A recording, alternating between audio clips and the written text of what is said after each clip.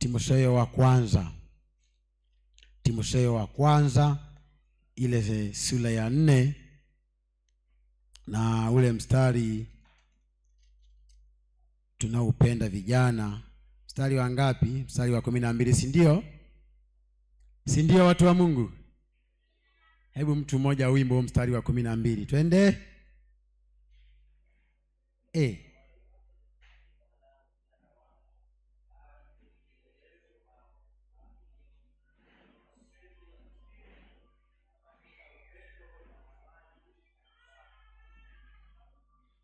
Yesu usaidie vijana.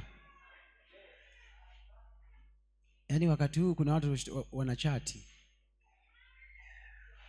Shemasi yuko wapi? Amina. Naomba watu wote wawe ndani. Turudie kwa pamoja wote.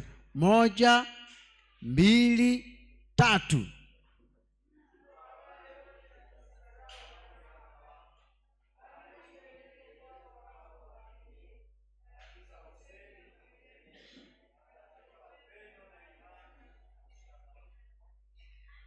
Amen. Bwana Yesu asifiwe. Upande huu. 1, 2, 3. Twende.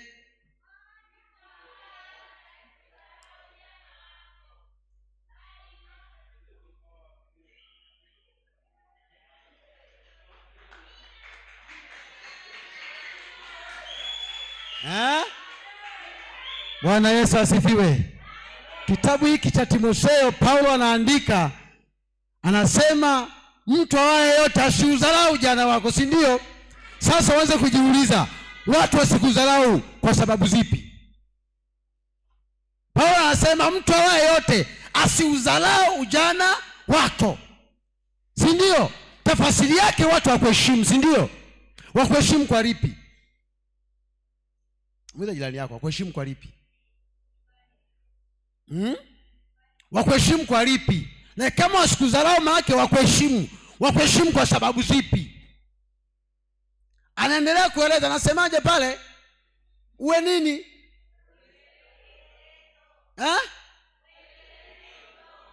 Uwe kielelezo. Au katika nini? Halo. Bwana Yesu asifiwe sana. Watu wasikudharau, lakini ili wasikudharau unapaswa uwe kielelezo. Yaani ili wasikudharau unapaswa kijana uwe mfano. Ili wasikudharau unapaswa uwe na tabia njema. Ili wasikudharau unapaswa ujiheshimu. Bwana Yesu asifiwe sana. Sasa unataka wasikudharau wakati wewe mwenyewe unajidharau. Ukiambiwa njoo unakuja, ukiambiwa nenda unaenda. Watakuheshimuje sasa? Lakini anasemaje pale mbele?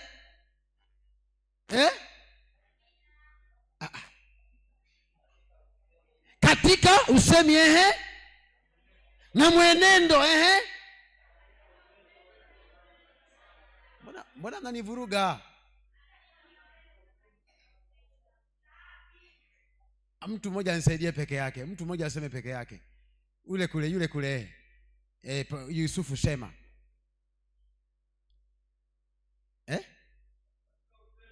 Katika usemi, ndio?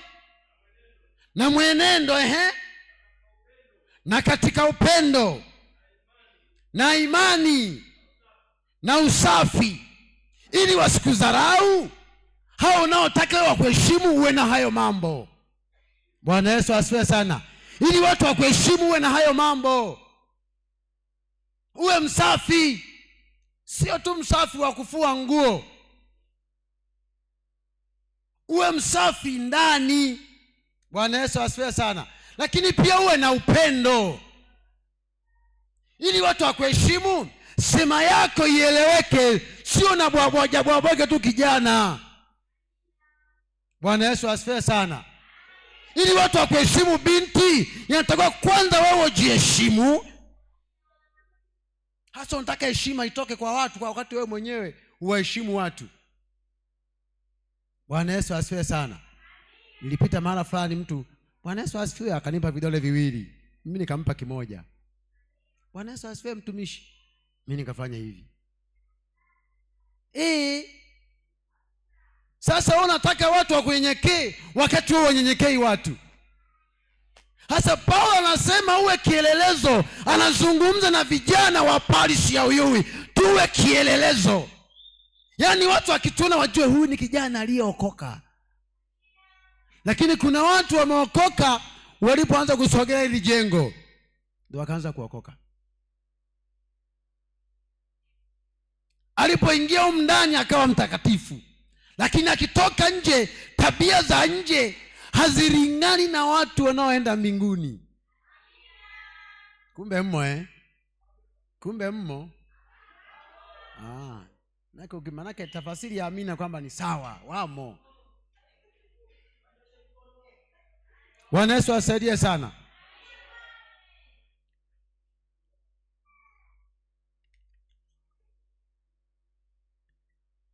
Hivi ndo linaanza hivyo na ndo namalizia. Bwana Yesu asifiwe sana.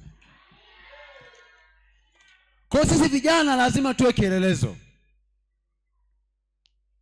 Na jambo la kwanza, Yesu awepo kweli moyoni. Bwana Yesu asifiwe sawa. Na jambo la pili, Roho Mtakatifu awepo kweli moyoni. Na jambo la tatu, Baba muumba mbingu na nchi awepo kweli moyoni. Tusiwe vijana wa kupiga kelele tu. Manake hapa kuna watu walikuja kwa ajili ya kusifu. Sifa imeisha, utashangaa wengine wako nje sasa hivi.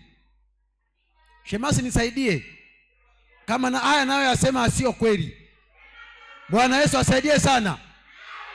Na utamjua tu, maana amekuja amepiga. Maana hapa tumekuja kazini. Kama umekuja kazini, lazima ubebe vitendea kazi. Wangapi wamebeba Biblia mkae kwenye mkesha huu? Nyosha mkono. Tawajua tu waliokuja kutembea, nyosha mkono. Ambao kuja na Biblia. Sio, mikono imekuwa michache. Kwa wengi wamekuja kutembea. Wengi wamekuja kutalii. Hawajaja kukesha kwa ajili ya kuongea na Baba. Wamekuja kutalii. Halafu Biblia inasema tuwe kielelezo. Kwa lipi sasa? Wakati mndani umekuja kutalii. Ni kweli sisi ni vijana, ni sawa. Kuruka ni halali yetu, maana tunazo nguvu. Bwana Yesu asifiwe sana. Na Biblia inasema tumemshinda nani? Hatumshindi shetani kwa kuruka mpaka tumwage maji, watu wa Mungu. Hatumshindi shetani kwa staili hiyo. Sawa? Maana hata kule nje wa shetani nao wanacheza. Tena wanatimua vumbi. Kwa hatumshindi shetani kwa staili hiyo. Tunamshinda shetani kwa nguvu za kiroho. Abarikiwe yule mtumishi amesema hapa, ingawa ameondoka, amesema siku nyingine tusifanye ndani, twende kule nje tukapige injili. Bwana Yesu asifiwe sana. Na huko sasa huko nje huko. Na mimi niombe tu mratibu wangu ili ulichukue elimu. Mratibu na tulifanyie kazi. Twende na kule nje. Maana tukienda kule nje ndipo tutajua tabia za vijana huko. Huko nje tutajua kwamba kijana kweli ameokoka. Tutajua. Bwana Yesu asifiwe sana. Huko nje tukienda kupiga injili itajulikana kweli vijana wa Uyui wamesimama kweli, ni vielezo kweli. Na Biblia imetuamini vijana kwamba tunazo nguvu. Yesu asifiwe sana. Na ni kweli tuna nguvu za kimwili, tunazo kweli. Na kuna watu wamekuja na baskeli. Kutoka wapi? Maganzo. Kwa sababu ni vijana. Si kilomita ngapi? Karibia kilomita 80 wameendesha baskeli. Mungu abariki ase watumishi wa Mungu. Kwa ajili ya Yesu, majamaa wameendesha baskeli. Kwa sababu wanazo nguvu za kimwili. Sawa? Hapo sio za kiroho, za kimwili zinahitajika hapo. Kutoka kule mpaka hapa sio mchezo. Na pafahamu kwa sababu nilikuwa mtumishi wa kule, nimekaa kule. Sio mchezo. Kwa watu wameendesha baskeli kwa sababu wanazo nguvu za kimwili. Lakini nguvu za kiroho hazihitaji hata kurukaruka, na hizo ndizo ambazo tunazihitaji kwa vijana wa parishi ya Uyui. Tuwe na nguvu za kiroho za kumshinda shetani.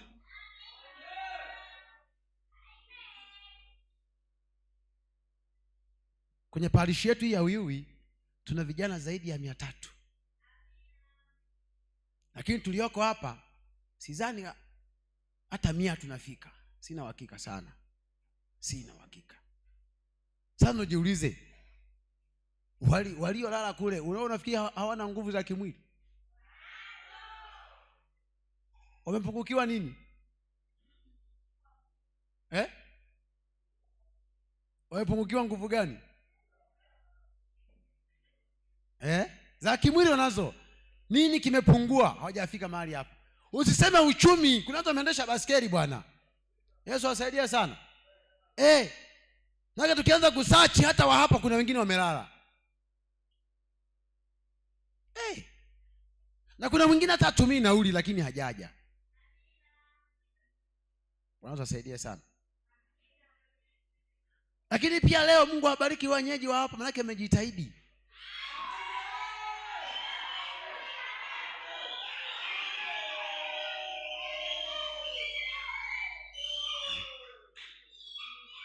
Alimwomba mwenyekiti na jopo lake mkesha ujao waje kama hao waliosimama leo ndani. Nake mnakujaga mkizidi sana watu 8. Mmezidisha 8. Sinafua naona idadi. Bwana Yesu asifiwe sana. Mtu soma kitabu cha Yeremia. Kitabu cha Yeremia 31, tusome hapo.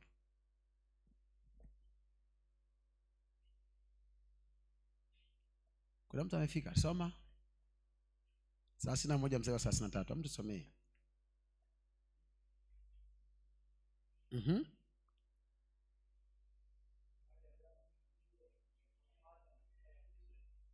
Jamani, msaidie ni maiki mtumishi. Afu nime.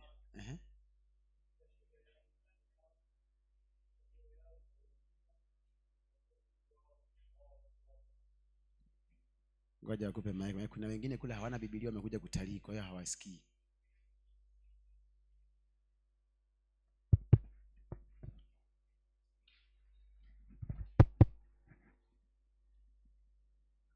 Rudia pole pole nini wasaidie. Sasa asante.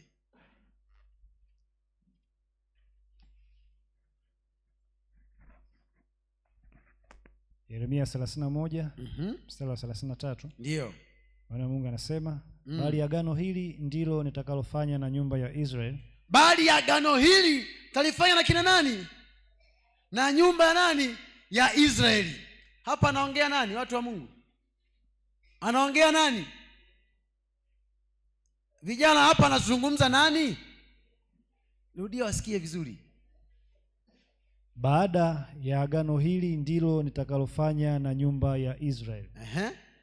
Baada ya siku zile, asema Bwana, nitatia sheria yangu ndani yao, na katika mioyo yao nitaiandika, nami nitakuwa Mungu wao, nao watakuwa watu wangu.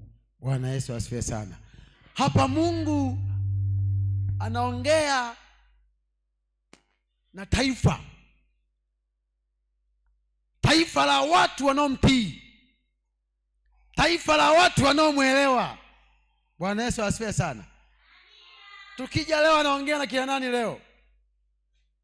Anaongea na sisi ambao tumemkiri ya kwamba yeye ni Mwokozi, yeye ni mtawala katika maisha yetu. Bwana Yesu asifiwe sana. Anasema, rudia, anasemaje pale mbele? Ataweka nini? Nitatia sheria yangu ndani yao. Atatia sheria yake ndani yao.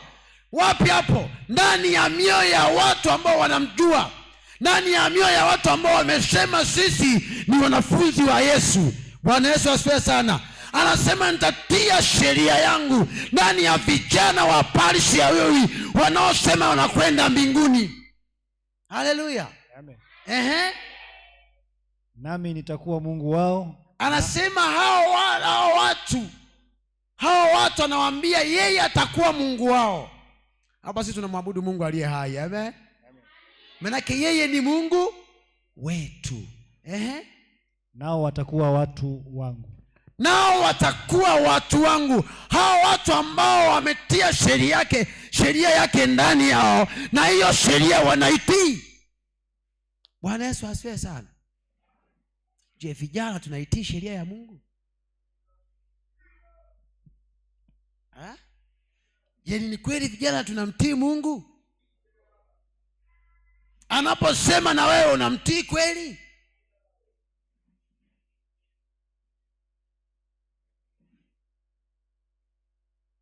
Au ndo unasema acha ipite, atakuwa semi na mimi?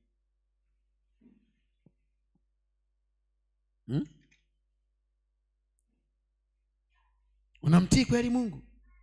Hebu tusome kitabu cha Hesabu 22.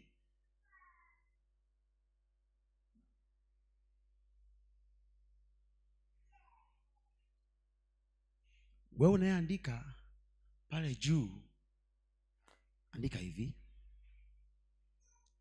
sikia sheria na ifuate sheria.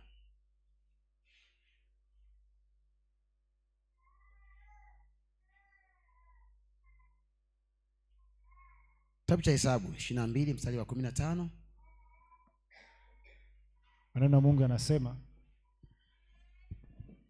basi Baraki akatuma wakuu mara ya pili, wengi zaidi, wenye cheo, wakubwa kuliko wale wa kwanza. Mstari wa 16. Endelea tu mpaka wa 21. Wakamfikiria Balaam, wakamwambia, Balaki mwana wa Sipori asema hivi, na kusii neno lolote lisikuzuie usinijie, maana nitakufanyizia heshima nyingi sana, na neno lolote utakaloniomba nitalitenda. Basi njoo na kusii unilaanie watu hawa. Balaamu akajibu akawaambia watumishi wa Baraki, kama Baraki angenipa nyumba yake imejaa fedha na dhahabu, siwezi kupita mpaka wa neno la Mungu, neno la Bwana Mungu wangu, kulipunguza au kuliongeza. Basi sasa na wasii, kaeni hapa tena usiku huu, nipate kujua Bwana atakaloniambia zaidi. Mungu akamjia Balaamu usiku akamwambia, kwa kuwa watu hawa wamekuja kukuita, enenda pamoja nao, lakini neno lile nitakalokuambia ndilo utakalolitenda. Basi Balaamu akaondoka asubuhi, akatandika punda wake, akaenda pamoja na wakuu wa Moabu. Amen. Bwana Yesu asifiwe sana. Hivi kwenye mistari kijana umeelewa kitu gani? Kwenye mistari umeelewa nini? Bwana Yesu asaidie. Umeelewa nini kwenye mistari? Kuna mtu ameelewa kitu? Huyu mtumishi wa Mungu anaitwa mahara fulani kwenda, anatumia wajumbe aende kwa ajili ya kuwalaani watu taifa fulani. Manake yeye alikuwa ni mtumishi wa Mungu, anaambiwa njoo walaani hao watu. Amepokea ujumbe na yeye akasema, kwanza anaambiwa chochote kile utakachokitaka nitakufanyizia. Lakini naye anajibu, kwa maana pale anajibu, lakini baadaye anawaambia wale watu kwamba neno lolote sitavuka. Bwana Yesu asifiwe sana. Lakini baada ya kusema nao, Mungu anamwambia nenda nao. Yesu asifiwe sana. Hao watu wamemjia saa ngapi? Biblia inasema usiku. Majibu ya Mungu yanasema anamwambia nenda nao. Lakini pale chini yeye anaenda saa ngapi? Yeye akaenda saa ngapi? Biblia inasemaje? Aliondoka saa ngapi? Biblia inasema Balaamu akaondoka asubuhi. Akaondoka asubuhi wakati Bwana amemwambia aende nao wakati huo. Bwana Yesu asaidie sana. Kwa kuna wakati Mungu anasema na wewe utende muda ule ule. Anakuambia toa, ni muda huo, sio baadaye. anakwambia nenda kaombe, ni mdao, sio baadaye. Bwana Yesu asaidie sana. Anamwambia mtumishi wa Mungu nenda, ila yeye akaweka utaratibu wake, akaenda asubuhi. Ukiendelea kusoma hiyo story, unaona ni kitu gani kilimtokea kule mbele. Kwa nini? Ya kutokutii hayo maelekezo, ya kuyatia hayo maneno. Neno la Mungu ni sheria. Bwana Yesu asifiwe sana. Neno la Mungu ni sheria. Akikwambia simama, simama. Geuka, geuka. Sasa vijana, kuna wakati Mungu anaongea na sisi kwa habari ya huduma, maana ametuamini. Ukisoma Biblia kuanzia Mwanzo mpaka Ufunuo, utakuta asilimia kubwa watu waliingia kwenye huduma wakiwa bado ni vijana, na Mungu aliwaamini kwenye wao ujana. Bwana Yesu asifiwe sana. Na Mungu aliwaamini. Ukisoma habari ya kina Daudi, walikuwa ni vijana. Ukisoma habari ya kina Sauli, walikuwa ni vijana. Ukisoma habari ya kina Danieli, walikuwa ni vijana. Mungu aliwaamini.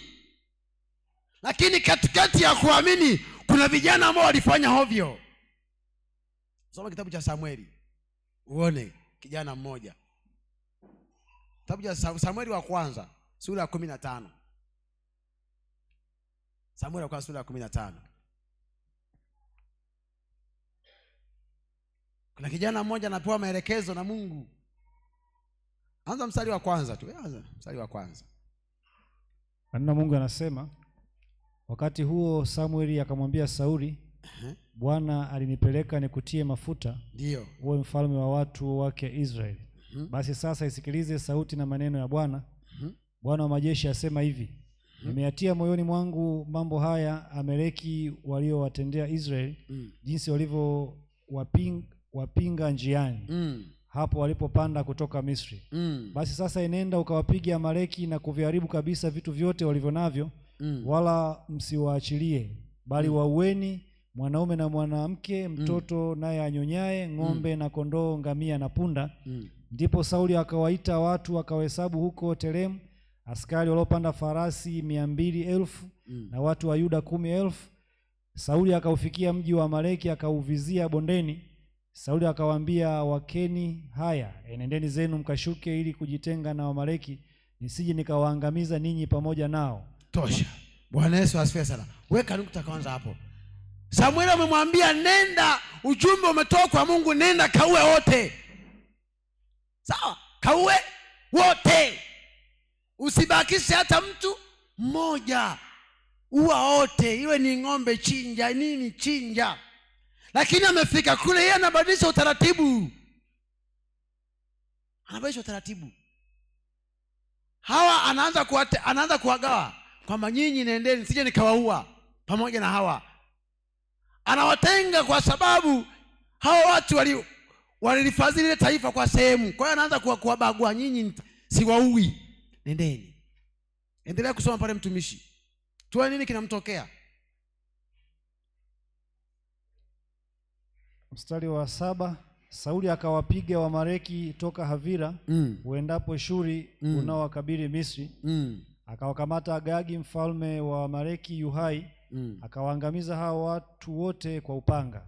Lakini Sauli na watu wake wakawaacha Agagi hai, na katika kondoo walio wazuri na ng'ombe na vinono na wana kondoo na chochote kilicho chema, wala hawakukubali kuangamiza, bali chochote kilichokuwa kibaya na kibovu ndicho walichokiangamiza kabisa. Ndipo neno la Bwana likamjia Samueli kusema, najuta kwa sababu nimemtawaza Sauli awe mfalme, maana amerudi nyuma asinifuate. Tosha. Bwana Yesu asifiwe sana. Mungu anasema najuta. Kwa nini nimemwokoa huyu kijana? Najuta. Vipi? Mungu anapokuangalia hajuti? Muulize jirani yako, Mungu hajuti kwa ajili yako wewe? Mtikise. Mtikise, mwambie Mungu hajuti kweli wewe? Anasema najuta. Kwa nini nimemwokoa huyu? Maana amekuwa kikwazo kwa vijana wengine wameacha mikesha. Amekuwa kikwazo kwa kwaya. Najuta huyu kijana kumweka kwenye parish, amekuwa kikwazo. kwa mabinti. Nake amechumbia wote. Kwaya nzima amechumbia. Kwaya nzima wamemchumbia na amekubali. Anajuta, kwa nini ili kijana hili? Kwa nini akabinti kanatesa kijana wangu? Mungu asaidie sana. Najuta, kwa nini nimembariki huyu kijana amekuwa na bodaboda kanisani haonekani?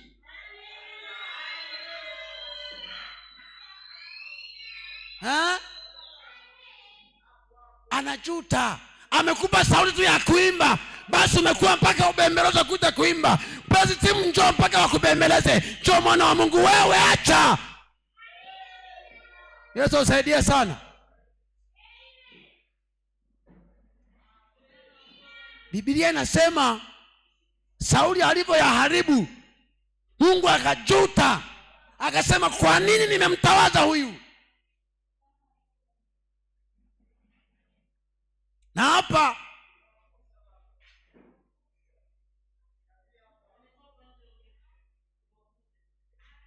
Mungu asaidie sana. Watu wa Mungu, vijana, lazima tuwe makini. Mungu anapotuelekeza tuichue sauti yake na tuitii. Mungu anaposema na sisi tumtii. Bwana Yesu asifiwe sana. Usipomtii ndugu yangu, ukiendelea kusoma hii habari, Sauli aliendelea kuwa mfalme au aliendelea kuwa mfalme? Mungu aliutoa ule ufalme akaupeleka kwingine. Kwa wewe kijana, usitambe kwa chochote, tii mbele za Bwana. Haleluya. Tii kila ambacho Mungu anakuelekeza. Nakumbuka wakati Mungu nimepata, Mungu ameniokoa, mtumishi mmoja akaniambia, wewe ni fulani, uanze kutumika. Nikaanza kuchenga. Nikachenga, nikaibukia mahali fulani, nikaanza kufanya kazi ya mshahara mzuri. Nikasema hapa nimepona. Nikapiga kama mwaka mmoja, sehemu moja panaitwa Gairo. Nikaa tu kama bosi tu mzuri tu, natembea nimefunga tai. Wakati huo nimekimbia sehemu moja panaitwa Mikocheni kuhubiri Injili. Nikakimbilia Morogoro. I say, nilifanya kazi mwaka mmoja, nikatia shoti ya milioni 5. Halafu nimetia shoti ya milioni 5, halafu mimi sina hela. Halafu sijui hiyo shoti imeipata pataje. Nikachomoka kurudi Dar. Nikaanzisha biashara ya chips, ikaenda nipa hela nyingi sana. Lakini kwa muda mfupi ikanipiga shoti, nikatoka Dar es Salaam nikahamia Mwanza. Nilipofika Mwanza nikakutana mtu wa staili hiyo. Aniambia nenda kahubiri Injili. Nikapotelea kwenye mahoteli ya kitalii, nikaanza kupiga kule. Baadaye nikawa meneja, nikatia shoti ya maana. Halafu mimi sina hela. Na baadaye mtu mmoja akaniambia, nenda kamtumikie Mungu. Bwana Yesu asaidie sana. Kwa hiyo Mungu anapozungumza na wewe, usifikirie kwamba atakuja kutoka juu, mimi ni Mungu tu. Anatumia watu unaowaona. Bwana Yesu asifiwe sana. Samueli aliongea na Sauli. Samueli alisikia sauti ya Mungu akaifikisha kwa Sauli. Lakini Sauli hakutii maelekezo. Leo hii viongozi tunatangaza kwenye mkesha. Lakini si unaona matokeo yake. Na kuna wengine wamekuja kwenye mkesha, wamekuja kutalii. Kuna kutii sauti, si ndio? Kuna wakati kwamba itika wito ila kataa nini? Kwa kuna watu wameitika wito ila wakakataa neno. Wako mahali hapa kwa usiku wa leo. Yale wameitika wito wakuja kwenye mkesha, lakini habari ya neno la Mungu hana muda nalo. Mungu asaidie sana. Ndio maana Biblia hajabeba. Yeye ameitika wito. Basi. Habari ya kwamba Mungu anataka kusema na mimi, hicho ni kitu kingine. Ila wito kwanza. Wito ameuitika, naenda. Ila kulikubali hilo neno sasa, ni kitu kingine. Nataka niwaambie kitu kimoja wa vijana wenzangu. Tukisoma hizi habari za kina Sauli, kila ambacho yeye alikifanya na akaleta changamoto kwenye kazi yake, yamkini hata sisi au wewe usipotia haya maelekezo ya Mungu yatakuletea changamoto kwenye maisha. Uwezo ukajiona kama uko sahihi tu. Wangapi washawahi kupiga fungu la 10 mara moja? Sema tu leo kweli, amba mimi kiukweli nishawahi kupiga fungu la 10 sikutoa. Nyosha mkono. Najifanya wote ni waaminifu, mjawahi kuiba fungu la 10 hapa? Watatu tu. Haya, sawa. Kuna watu washawahi kuiba fungu la 10 wakafa, si ndio? Wao walikufa kiroho na kimwili, si ndio watu wa Mungu? Biblia inaeleza.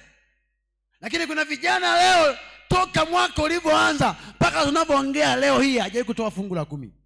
Wapo, yamkini hata hapa upo, na hela anapata kutii maelekezo, kutii kile ambacho Mungu anasema. Na kuna mwingine akipata 10,000 anatoa 500 au anatoa 900. Akipata raki anapeleka 8,000. Anataka tu ili katibu wa kanisa amuingize kwenye ile orodha ya watoa fungu la 10. Basi Mungu ausaidie sana vijana. Na hicho ndicho kinachokufanya uwe hivyo ulivyo. Kwa siku moja niliwaambia Maganzo, unakaa kuomba nini? Unafunga na kuomba kwa ajili ya nini? Walio kwa Maganzo, kwa ajili ya nini?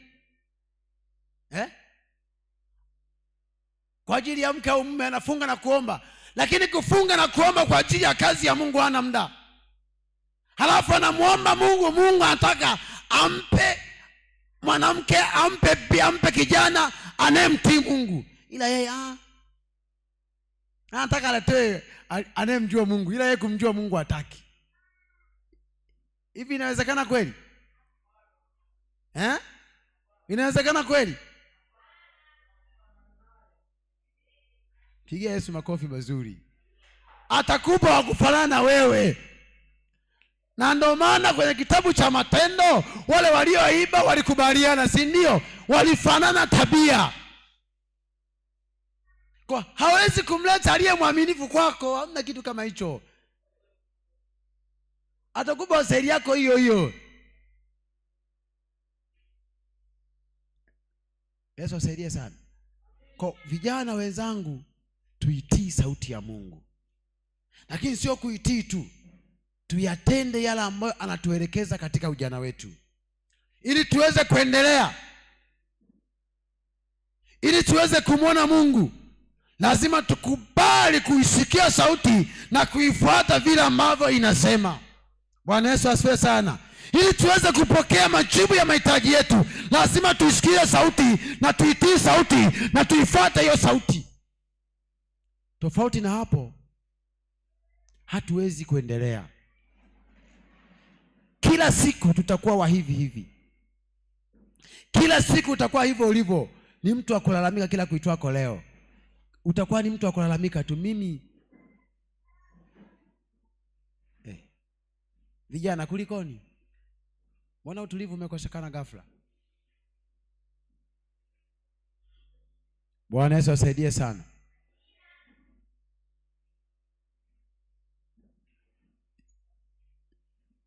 Na wasubiri nyinyi mtulie, lakini mnanivuruga.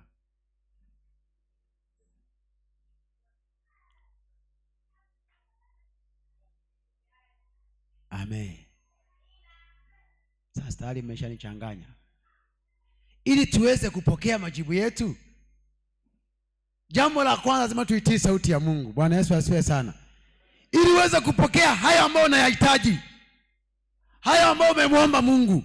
Kuna watu mwaka huu wameandika orodha ya maombi na akaibandika ukutani, akamwambia Bwana tenda hapo. Kuna watu kwenye diary wameandika mipango akampa Mungu. Mungu utende hili, Mungu utende na hili, utende na hili. Wakaweka kwenye dari wakafunika. Lakini Mungu alipoanza kuwasemesha wao hawataki. Ila Mungu amemwekea mipango kwenye dari. Mungu amemwekea mipango moyoni. Mwaka huu Mungu ukinifanikisha hili, mwaka huu Mungu ukinipa mtaji, mwaka huu Mungu ukinipa ajira, mwaka huu Mungu ukinitokelezea, maana nimechoka kukaa nyumbani kwetu. Na niliyosoma nao wote wameshaolewa na wajukuu, lakini mimi Mungu mwaka huu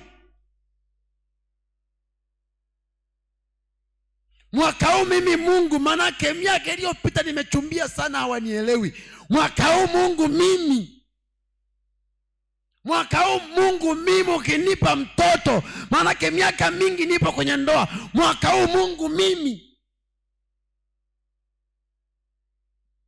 Tunadai. Mungu asaidie sana. Lakini sisi kuyatenda yale ambayo Mungu anataka tuyatende, hapana. Na kazi ni moja tu ambayo tumeitiwa vijana. Kwani idara hii ya Huima inasemaje? Kirefu chake nani anajua? Huima kirefu chake nini?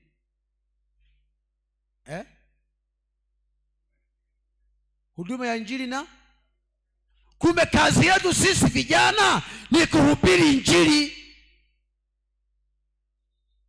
Si huduma ya Injili na malezi, si ndio? Kazi yetu sisi vijana ni kuwafikia vijana wenzetu ambao bado hii neema ya wokovu hawajaipata. Wakishaokoka tuwalee wasonge mbele. Huduma ya Injili na sio kuwahubiri tu, tuwalee wasonge mbele. Kama tungekuwa tunatembea kwenye hiyo mikakati ya idara kama walivyopanga viongozi wetu, asi hapa tusingetosha. Mungu asaidie sana. Hapa tusingetosha. Wala sio kuhubiri kwa sauti tu. Hata matendo yetu yakihubiri Injili, watu wanakuja kwa Yesu. Bwana Yesu asifiwe sana. Nishaye kwenda kuhudumu kwenye kufundisha kwenye shule moja hivi. Nikakuta pale wamekuja watu wa afya. Sekondari wamekuja watu wa afya. Wanatoa huduma kwa mabinti. Sawa? Kuzuia nini? Hiyo siichukue. Kuzuia nini? Kuzuia mimba. Shuleni kule. Na nilipofika pale, mwalimu akaniambia, sasa mtumishi, kuna jambo linaendelea. Kwa hiyo tukuombe sasa kwa leo tusamee, manake mabinti yote wanahitajika kule. Nikasema basi, ila vijana wa kiume si wapo, naweza nikakaa nikaongea nao hata hawa. Sawa, wakaniambia wewe tuone. Kwa wakati nimekaa pale na mimi nikaa naangalia kule sasa. Kule na mimi nikaa napiga jicho. Naangalia kule mabinti ambao wanapata hiyo huduma ya kuchomwa hizo sindano sijui nini. Nikaangalia kwenye msululu wako na mabinti waliookoka. Nao wameenda kuzuia nini? Mungu atusaidie. Kama huko hapa Mungu akusaidie, si mtu wa Mungu.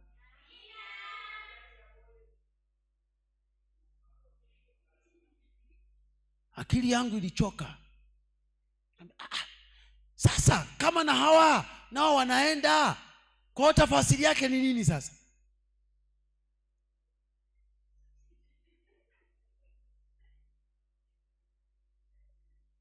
Na bahati mbaya au nzuri, nyumbani alikuwepo binti naye anasoma, mdogo wangu wa kike. Aliporudi nyumbani nikaanza kumuuliza vizuri. Ambia, hivi pale mlikuwa mnafanyaje? Na fulani naye alikuwepo. Sema ndio. Na fulani naye ndio. Na fulani naye ndio. Na fulani naye ndio. Nikasema Kaambia sasa nyinyi si mmeokoka lakini? Akanyamaza. Hakosa majibu. Nyinyi si mnaye Yesu lakini?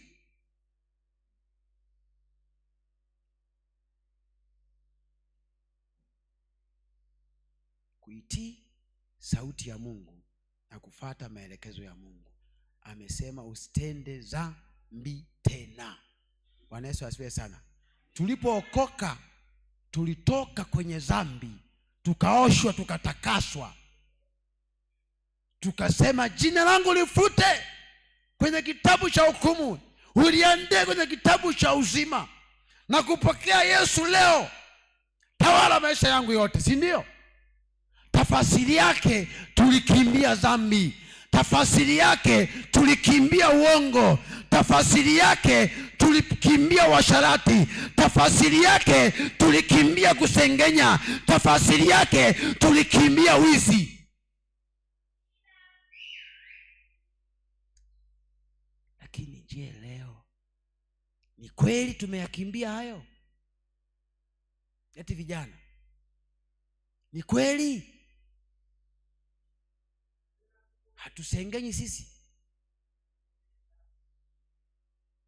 Na tunavurugana mpaka kwenye grupu la vijana mle ndani siku hizi. Vururu. Mungu asaidie sana. Ni mvurugo. Kimkuta kijana ameokoka anajua post havieleweki. Post hata maandiko basi jua umeokoka. Amepata amefanya hivi.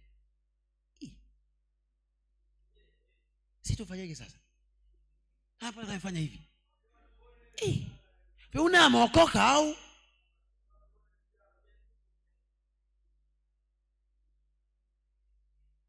Wewe ni kielelezo. Biblia inasema wewe kijana ni kielelezo. Kazini kwako wewe ni kielelezo. Mtaani kwako wewe ni kielelezo.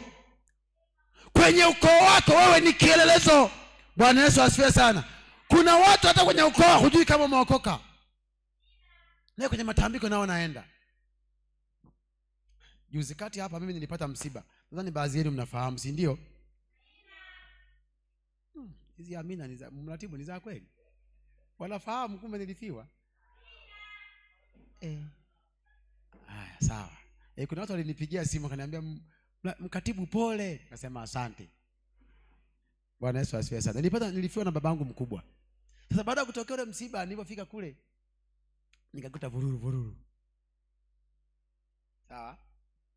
Nikakuta vururu. Kwa hiyo nikaanza kutafuta msaada, wale wa imani yake wakagoma kuja kumzika. Kama sisi walokole watu pagui. Hawa amekufa amelewa tunaenda. Nikasema mimi dini yangu haibaguagi. Baada ya kusema hivyo akasema sawa. Kule kwenye ukoo wananitaka jina naolijua wao, wananitaka Idi, na mimi hilo ni jina langu sababu nilikuaga kule. Kama yuko mchungaji Idi atusaidie. Nikaanza kutafuta na mimi msaada kwa viongozi wangu. Nadhani hata bosi wangu nilimpigia. Nikampigia mchungaji. Kama mchungaji, kuna tenda imetokea huku. Sawa, nimefiwa, lakini hii ni tenda. Nikampigia mchungaji David nikamwambia kuna tenda huku. Wamegoma kufanya ibada. Mimi ninachokijua sisi imani yetu tunafanya ibada. Akasema ndio. Pigia fulani. Pigia na mwingine, nikampigia na mwingine. Kesho yake asubuhi wale wa imani yake waliposikia walokole wanakuja na mziki ushatia timu pale unapiga kwaya, na mimi simu yangu ndo nimechomeka pale, zinapigwa za Boazi. Mbona walikuja mbio. Mwenzetu sasa hivi ningekuwa jela.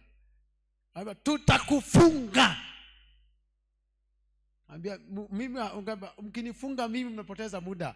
Sababu ukinifunga unanifunga kwa sheria hii. Anambia serikali hii hainaga dini. Anambia hii serikali hainaga dini, ila watu wake ndio wana dini. Kwa hiyo unapoenda kunistaki ujipange. Alikuwa ni kiongozi mkubwa kwenye hiyo dini. Kiongozi mkubwa tu. Kwa hiyo tukaanza kuvurugana pale kidogo. Nikaanza kumtetea Yesu wangu. Bwana Yesu asifiwe sana. Nini maana yake? Wananitambua kwenye ule ukoo kwamba mimi nimeokoka. Sasa wewe wanakutambua kwa umeokoka kwenye ukoo wenu? Wanakujua? Mbona kwenye kesha ya midundiko naendaga? Kwenye situasema wasukuma kwenye utulambo unaendaga. Alafu kuna nyimbo zaidi napiwaga nini? Ni mitambo hiyo, sichukue hiyo. Zinapigwa pale, wanasema lalia majali. Na mnakwenda yuko pale. Kijana aliyokoka naye Twende kwa DJ Mwanga Vumbi, naye mlokole upo. Wewe umeokoka, wewe ni kielelezo. Mungu anakujua, dunia inakujua, wewe ni mtu wa tofauti. Bwana Yesu asifiwe sana. Na ukitaka kujua kama kweli umeokoka, leo fanya mabaya. Yaani Yusufu leo kule mtaani kwetu kafanya kitu cha ajabu. Mpige huyo mama aliye mtaa mzima, kama wala wameanza kupigana. Lakini wasiookoka wanapigana kila kitu wako leo. Kweli sio kweli? Fanya wewe. Fanya wewe. Mungu asaidie sana. Kwa vijana tuwe kielelezo katika usemi, mwenendo, mpaka mavazi. Bwana Yesu asifiwe sana. Leo kuna vijana wanavaa vitu vya ajabu ajabu. Kama wakoka haka sijika, yani akaeleweki. Yaka nika Yesu nika shetani. Watu wa Mungu, hata vaa zetu zibasi zimtangaze Yesu. Kabisa. Mimi nilivyokoka, kwanza jambo la kwanza nilivutiwa na suweza walokole. Nilivyokoka nikiwa Kibaha pale, nilivutiwa suweza walokole. Nilikuwa kama bwanga wale nchini Kadiria. Bada. Kwa sababu mimi nilikuwa nakavaa vipenzi kipindi kilikuwa navaa za umu. Kwa ile masuala nianza kuvutiwa. Hasa vijana wa leo wa kike na wa kiume. I say, tukitoka hapa kuna watu kule nje wala bwana sasa siwezi kumpa. Ukikutana naye alivyovaa kule mtaani, havieleweki. Wewe ni mtumishi wa Mungu. Bwana Yesu asifiwe sana. Jidhibiti katika kusema kwako, lakini pia hata katika mavazi. Bwana Yesu asifiwe sana, watu wa Mungu. I say, dunia ni kweli inaenda kasi, ni kweli. Utandawazi ni kweli, ila sisi tunaye Yesu. Bwana Yesu asifiwe sana. Kuna wengine ameshaala kumbe hapa. Tusimame. Tusimame. Tusimame watu wa Mungu. Tusimame. Na kumbe kuna mimi nahubiri hapa, kuna wengine ameshalala kumbe. Walioko nje sasa tuingie ndani, maana ni wakati wenu.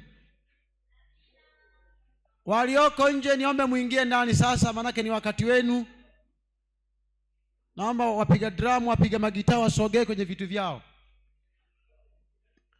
Tulioko nje tuingie ndani, maana wakati wa kwetu umefika.